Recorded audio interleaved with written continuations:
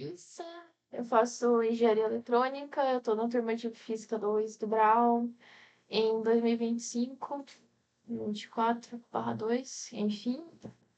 Eu vou falar um pouco sobre gravitação quântica em laços, ou gravitação quântica em loops, enfim.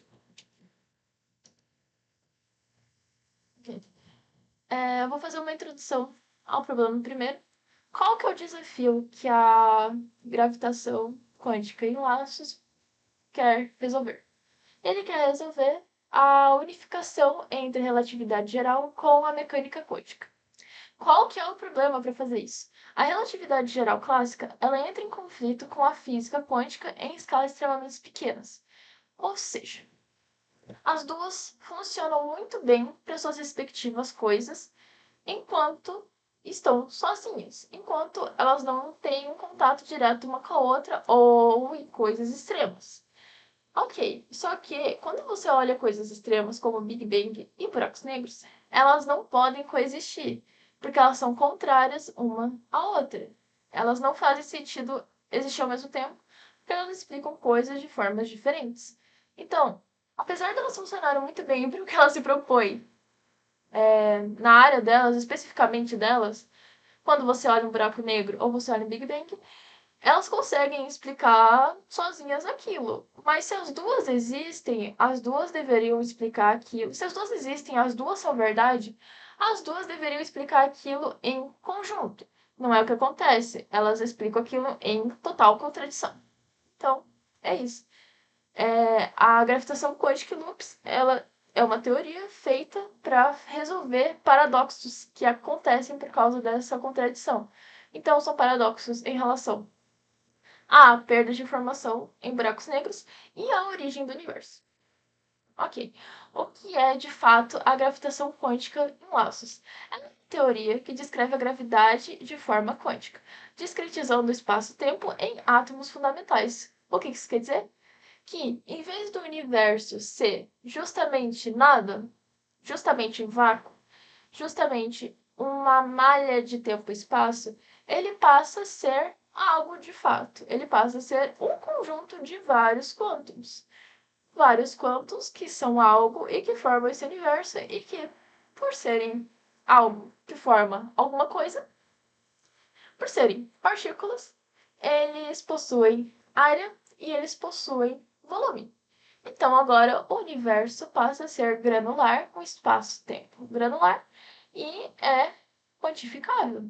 Ok, algo novo, algo diferente, algo que ainda não tinha sido muito explorado. A origem tem surgimento como uma abordagem não perturbativa para quantificar a relatividade geral. Então, é o que eu acabei de falar. Ela tem como objetivo fazer a relatividade geral entrar em contato com a física quântica e se conversarem de forma harmônica. Conceitos fundamentais: espaço-tempo discreto. O espaço não é contínuo, mas ele é formado por laços e nós em uma rede chamada spin network. Essa spin network são os próprios quântons e suas relações que eu vou explicar no próximo slide. Então, é isso. O espaço não é contínuo. Ele é granular. Ele é alguma coisa. Variáveis de Einstein reformulam a relatividade geral em termos de conexões. Então, essa parte é a parte mais de cálculo. De fato, existem fórmulas, existem resultados, existem coisas novas que vêm da relatividade geral, mas utilizado em termos de conexões. Aí temos os spin networks, que são a representação gráfica da geometria quântica, e os spin phones, que descrevem a evolução das redes no tempo. O que são os spin networks? Os spin networks são redes formadas por nós e arestas representando estados quânticos da geometria. Isso que está aqui, isso aqui, é um spin network, por exemplo. Cada nó desse é um quantum, que é o que forma o tal do universo. Cada aresta dessa é o que faz a ligação, a, a relação entre esses quantos, ok? Só que essa ligação, ela não é reta. Ela não é uma ligação calculada de forma reta, nem mesmo de forma curva, nem em duas dimensões. Essa é uma forma muito específica que chama uma forma em spin, um número do spin, que é basicamente uma forma que você tá vendo o daqui. Ele faz assim. Então, ela é para dentro e para fora ao mesmo tempo, e se ela é para dentro e para fora ao mesmo tempo, ela não é nem para dentro e ela não é nem para fora. Isso é o spin. E essa é a forma com que esses quantos estão interligados nesse universo da teoria da gravitação quântica em laços. Então aqui, o nome é região elementar de volume e a aresta é a área quântica que conecta esses volumes. Justamente o que eu acabei de falar. Cada aresta tem um número de spin, que indica essa área associada, e o resultado é que o espaço tem uma estrutura granular desse tipo aqui, em áreas e volumes quantizados. Aí nós temos os spin forms, que é onde entra a parte do tempo, que é quando a gente tem um momento de interação, ok? Aqui a gente consegue ver que essa aqui seria uma malha, uma espuma, e cada rede empilhada dessa é um spin network. E quando você empilha várias, vira um spin foam. Quando a gente tem essa interação aqui, que a gente adiciona a parte do tempo, a gente começa a entender melhor que a gente tem 4 dimensões. A gente tem as 3 dimensões normais que a gente viu aqui no Spin Networks. Agora com o Spin Foams, a gente tem o momento de interação exato, mais ou menos, dessas partículas entre si. Então, é realmente escrever a geometria dinâmica e como ela acontece, como ela pode acontecer, e ela também explica processos como a evaporação de buracos negros.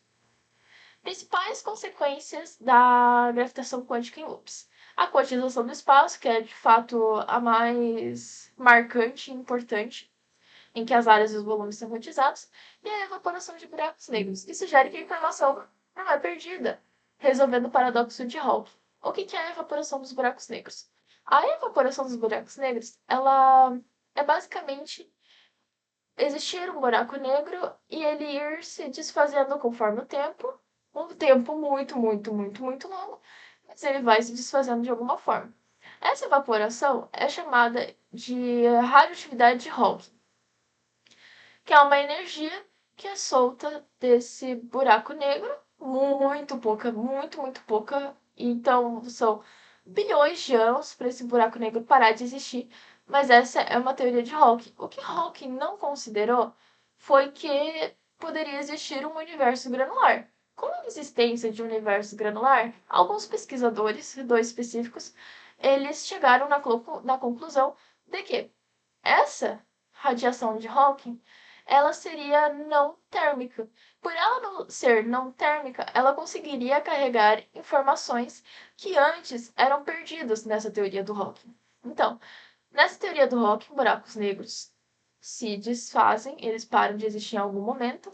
Entretanto, ele libera energia. Nessa energia existe informação, mas não é uma informação completa, não é toda a informação. Agora, como a gente tem quantos e o universo é definitivamente alguma coisa, na teoria, né? Lembrando que nada está comprovado, é só na teoria. Então, como o universo é definitivamente algo nessa teoria, a informação não se perde. A informação está ali. A energia que é dissipada é não térmica. Todas as informações que antes eram achadas que eram perdidas, agora não são mais. Então, o paradoxo de Hawking está resolvido. As informações não se perdem mais. E temos a consequência do Big Bounce. Em vez da singularidade do Big Bang, ou seja, o Big Bang ter acontecido uma única vez para gerar esse universo aqui, ele não vai mais acontecer, o universo colapsa e reexpande em questão de tempo. Então, basicamente, por conta da interação desses quântons, eles também podem ter relações que fazem com que todos eles entrem em colapso ao mesmo tempo em algum momento. E quando esses quântons entram em colapso geral, ele gera esse Big Bounce, que é uma liberação de energia muito, muito grande de vários quântons. E daí o universo colapsa e ele se expande. Porque ele é como se ele perdesse toda a energia e liberasse ao mesmo tempo toda essa energia. Porque a energia ela não deixa de existir. ela se transforma. Então ela vai existir. Por isso, o universo ele colapsa e depois ele se reexpande. Qual que é a implicação disso? A implicação disso é que isso pode acontecer, eventualmente, e provavelmente talvez tenha acontecido antes. Então, se isso for provado, a gente sabe que outros universos existiram antes e que provavelmente o nosso universo de hoje é feito de coisas que já existiram em outros universos em, sabe, sei lá quantos anos. Mas são essas as consequências da gravitação quântica em loops. Aqui tem uma comparação, uma tabela que compara com outras teorias. Eu vou comparar aqui a gravitação quântica em loops com a teoria das cordas.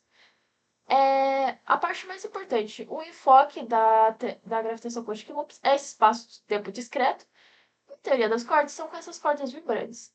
As dimensões da gravitação quântica são 4, as 3 dimensões e o tempo. A teoria das cordas ela exige 10 ou 11 dimensões.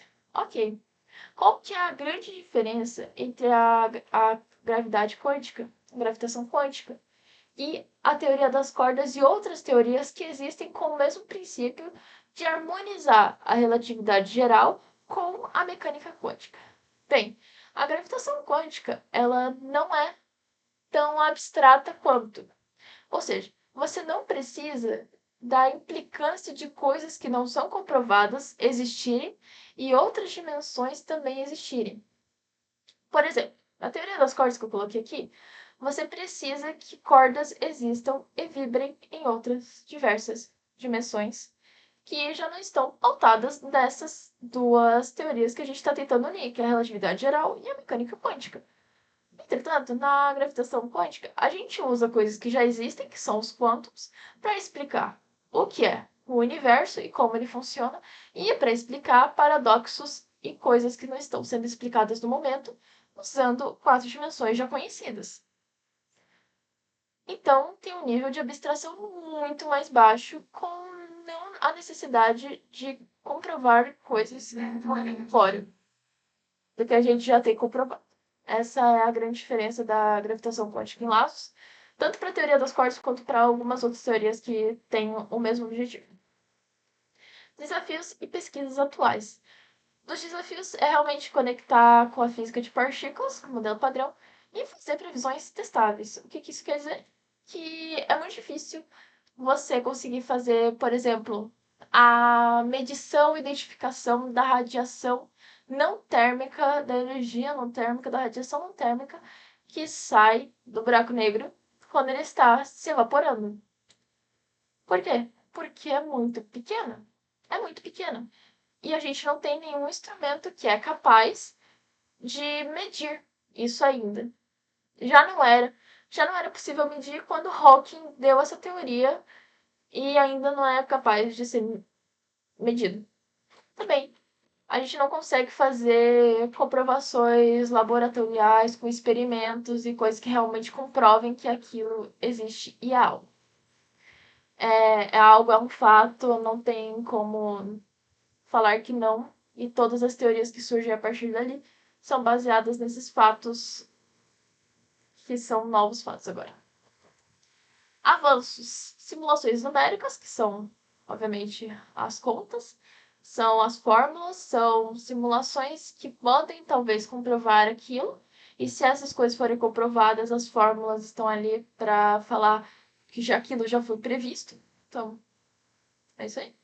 E tentativas de detecção de assinaturas quânticas no espaço-tempo estão sendo feitas. Isso não quer dizer que foram comprovadas, isso não quer dizer que não foram comprovadas, quer dizer apenas que essas tentativas de essa detecção de quantos como parte, como o espaço, estão sendo feitas, estão sendo tentadas. Por enquanto ainda não tem nada que comprove, nem nada que diga que é impossível, nem nada que faça nada. Apenas tentativas. Conclusão. A gravitação quântica em loops é uma forte candidata a unir a gravidade à mecânica quântica propondo o espaço-tempo granular, que é tudo que eu falei até agora. Avanços contínuos indicam que estamos mais perto de entender a natureza fundamental do universo. Isso é definitivamente um fato. Quanto mais a gente consegue comprovar coisas, fazer experimentos, chegar a conclusões, a gente consegue entender melhor onde a gente vive e o que está acontecendo, o que vai acontecer e por que coisas aconteceram. Mas é importante lembrar que Como em algum momento a gente também acreditou que a gente era o centro do universo, o centro da galáxia e as coisas orbitavam em nosso redor, e em algum momento isso foi desmantelado, da mesma forma, teorias que a gente tem hoje podem ser completamente desmanteladas e provadas falsas, porque as teorias como a gente tem hoje, elas podem ser desmanteladas, provadas falsas, porque uma coisa foi comprovada, é fato, não tem o que fazer, e ela contradiz coisas que estão sendo faladas nessas teorias. E é isso. Mas são avanços de fato. E a pesquisa nessa área pode gerar implicações profundas para a cosmologia, buracos negros e a origem do universo, como eu expliquei sobre o Big Bounce, e a preservação de informação de buracos negros e tudo que entra neles. Bem, foi isso. Eu termino aqui a minha apresentação sobre gravitação quântica em loops. E é isso. Muito obrigada.